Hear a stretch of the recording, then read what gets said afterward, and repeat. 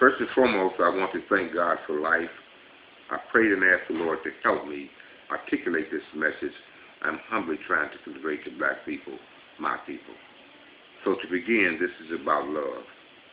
But before I go any further, I must say what you're about to hear is my opinion, and my opinion only. I have no expertise in speech writing or public speaking, so don't expect to see a smooth professional delivery for what I'm humbly trying to convey to black people. I don't know how tight it will be, but it will certainly be right because I truly feel this is the right thing to do for black people. Now, for quite a while, I've had a premise, and the dictionary defines a premise as a proposition that serves as a ground argument or for a conclusion. And my argument is if black people thought more about our past, the hardships our ancestors endured, my conclusion is that it would eventually lead to more love, unity, and patience among black people. And this is my premise. Now, it will not happen overnight. It might take generations, but as you know, a journey of 1,000 miles starts with the first step. So black people, let's take the first step on our journey to more love, unity, and patience among one another. Now, if you will, bear with me a minute, and I'd like you to think about this. Go to the oldest person in your family and ask them how far they can trace their ancestors. After a few generations, you will run into a dead end, and that's because before emancipation, black people had no history. Our history started with emancipation, and before emancipation, we were scattered, families divided, low or no self-esteem, a slave, a beast of burden. And to really put it in perspective, our ancestors were the only race in America that did not come to America seeking a better life. Most of our ancestors were brought here on slave ships and in chains, slave ships just like on this shirt. And most of other people, not black people, but every race in America, except us, can trace their ancestors back hundreds, even thousands of years. They have customs and traditions that give them a sense of history and help guide their lifestyle as well as their interactions with each other. Since our history started with emancipation, black people, we have no history beyond the freeing of slaves, which was in January of 1863. So the point I'm trying to make, our history started with emancipation, as I'm saying, and again, a lot of the negative things that manifest itself in our communities are the direct result of our history. That's a premise. Again, this is my premise, but I do believe that if we pay more attention to our past, what our ancestors endured, it will eventually lead to more love, unity, and patience among us. Now, some will ask, why you want to bring up the past? Why dwell on the past? Slavery is over. But I disagree. Slavery is not over. We went from physical slavery to mental slavery. And there's an old saying, it's hard to fight an enemy that has set up camp in your mind. And black people, that's really what happened to us. We just took upon ourselves the negative things that slavery, from slavery to the present, have manifested ourselves in our lifestyle. Again, this is just my opinion, but after emancipation, all the discrimination our ancestors endured, Jim Crow laws, colored washrooms, have to sit in the back of the bus, did not vote, the lynchings, the beatings, the constant reminder, and this is very important, the constant reminder each and every day that you live that you are not as good as the other races of people that live in America. You try taking this home with you each and every day, and that's what we're living today, the fact that we have psychological scars that we have not been able to deal with. Again, this type of discrimination that our ancestors endured, to sum up, this is the point I'm trying to make. These type of psychological scars that you have to live with each and every day manifested itself through the generations to the present. So what I'm saying, if we don't acknowledge that we have a problem, things will never change for us as a people. Another good point that I'd like to make, we do more violence to each other than any other race in America. We have more adults and juveniles incarcerated than any other race in America. We have a higher incidence of crime in our communities.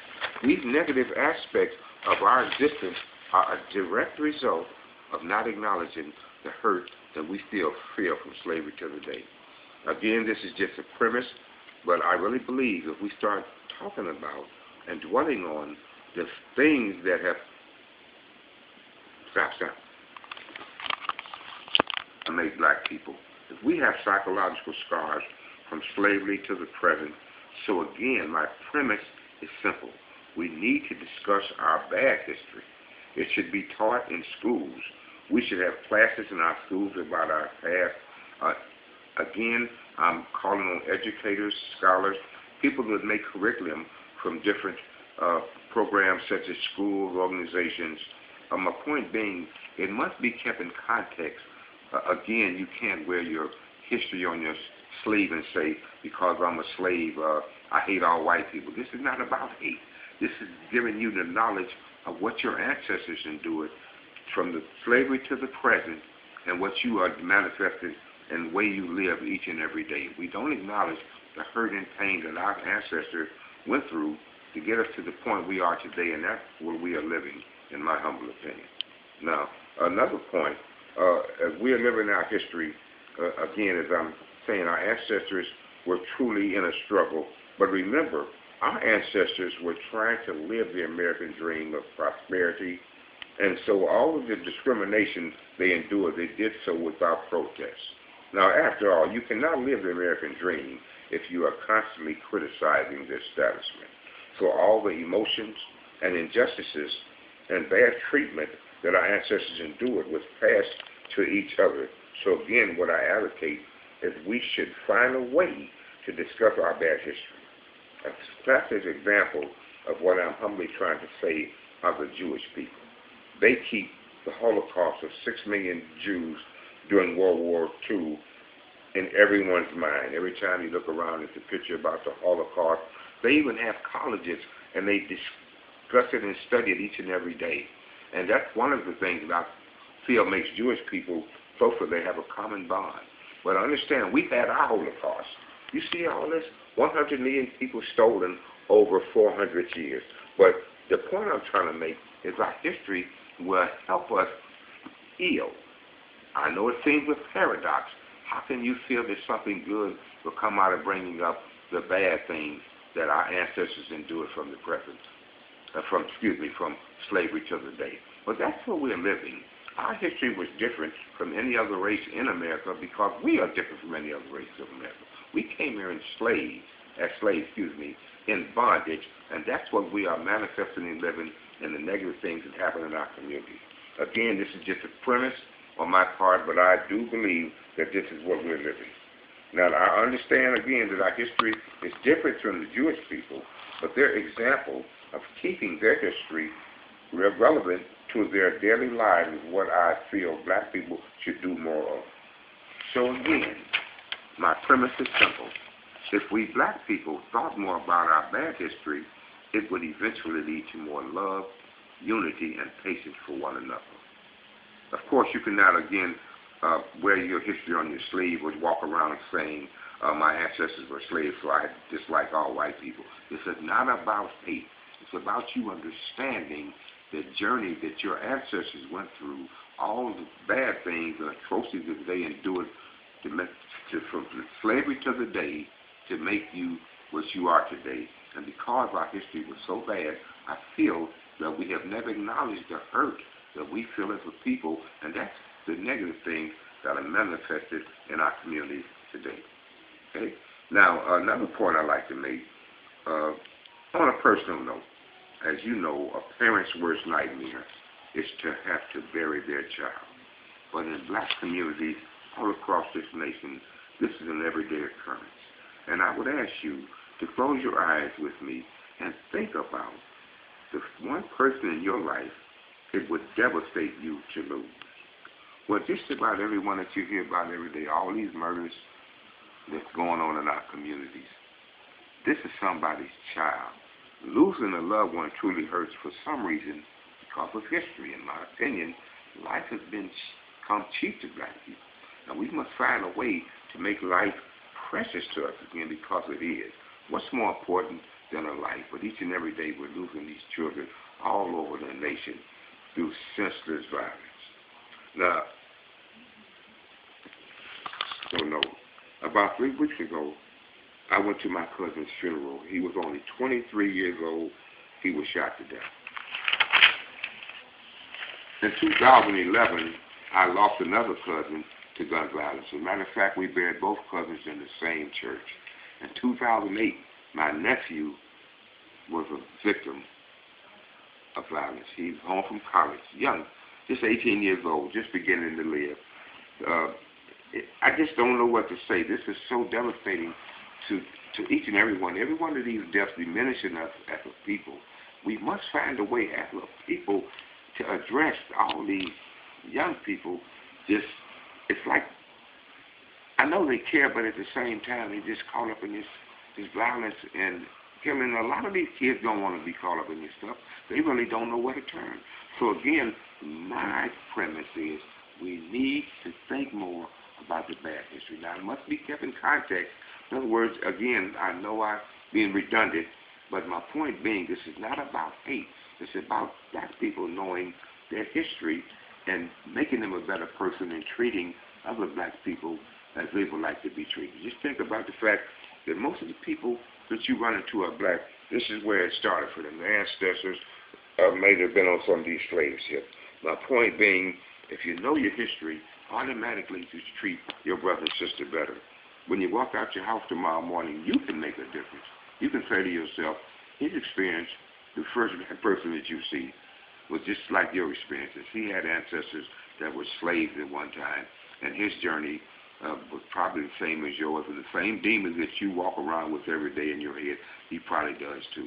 We are different from any other race in this nation because of our history, and we realize that and recognize that that's where we can start the healing and showing more love, unity, and patience for one another. So as I stated earlier, and I may be being redundant, but this is my premise, is that we study our bad history, and that's the key to us eventually having more love, unity, and patience for one another. Again, this will probably take generations, but we must get started. The journey of 1,000 miles starts with the first step. And some may ask, how in the world do you expect to foster more love, unity, and patience among black people by bringing up the injustices our ancestors endured? Again, this is just my opinion, but we are living our bad history manifested in our negative things that happen in our communities. Murder, violence, jails, etc. going on today. So black people, my people, let's somehow come together to love each other more. We need more unity. If you are black in America, you could be a student, a barber, a cook, an educator, a plumber, a policeman, a thug, an engineer, a preacher, or whatever. Our common denominator is we are all descendants of slaves. So members of your family tree endured unspeakable hardships to make life better for us. Surely we can try harder to have more love, unity, and patience for each other. And so to sum up, first and foremost, again, let me reiterate this.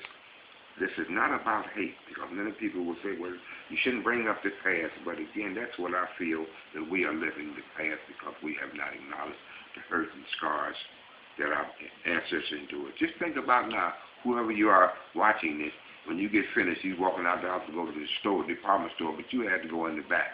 You couldn't go in the front door. So my point is, we should keep some of the things that our ancestors went through forever in our mind, not as a mission to hate anyone, but to give you incentive to do better and treat other black people better, knowing that your ancestors endured so much to bring you to the point you are today. And another thing, please keep in mind, black people. The people years ago that wore those white sheets that really didn't like black people, made it their business to hate you and persecute you because of the color of your skin. Their ancestors are laughing at us. So look at those people. After all they went through, this is the best they could do. We can do better and love each other more. Okay, so as I bring this to a close, and as I say, I hope this is real talk, because we need more love, unity, and patience in our communities. And we can do this. We can turn this around. Again, it's not going to happen overnight, but let's get started.